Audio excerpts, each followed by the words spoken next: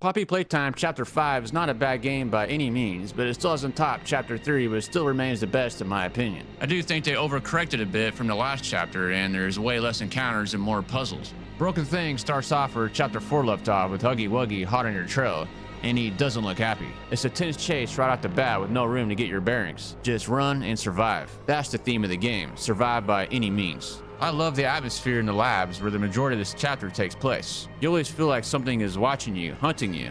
You can always hear close thuds or moans occasionally, possibly from Huggy or some other monstrosities stalking you. I didn't encounter any noticeable bugs, glitches, or stuttering, or any other familiar hiccups I might have come to expect with previous chapters. I found myself invested in the story of Broken Things, eager to find any lore bits like documents or audio logs. And being in the labs, we get to find out the horrifying process of turning a child into a bloodthirsty toy. In particular, Huggy Wuggy himself, who we actually get to play for a small part, telling the story how he basically went off the rails and lost it after brainwashing. It's very cool storytelling and interesting to know its origin story. The puzzles felt balanced, not too easy and not frustrating, actually making me think. And I think this helps build the tension waiting at any moment for an encounter. It doesn't depend on cheap jump scares. There's collectible statues you can find being side puzzles along the way. They're easy to miss, so be sure to search thoroughly. And you can also collect these wrong side out animal plushies, which you can examine to reveal hidden information, giving you a little more insight into the story surrounding these odd little creatures. They are desperate survivors from the prototype and will attack if you get too close, but you can't help feeling sorry for them though.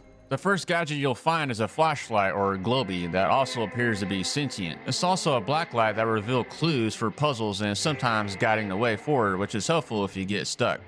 Globy's best feature is the ability to play audio tapes on the go, and one of my biggest frustrations with the previous chapters is how you had to wait until they were over until you could move on, some of them being quite long and affecting the game's flow. So this is a nice change. I thought Giblet and Chum were pretty cool characters, especially Chum Chompkins. You can find an audio log explaining his purpose, which was kind of disturbing, being used to put kids in timeout basically with his giant mouth. And the Lily Lovebrace section was not bad. I loved how it was all one big dollhouse basically with a plastic and a sterile filling, like a lot of the game. The prototype's reveal was amazing and his chase scene was intense. I don't know what people were expecting, but I found it to be scary enough and cool looking. But that's all I'll say about that stuff. I thought Chapter 5 Broken Things was way better than the last game and didn't make those same mistakes. It's definitely not the conclusion like I thought, since there's still some unanswered questions after the cliffhanger ending, but I think Mob Entertainment delivered on this one and I can't wait for Chapter 6.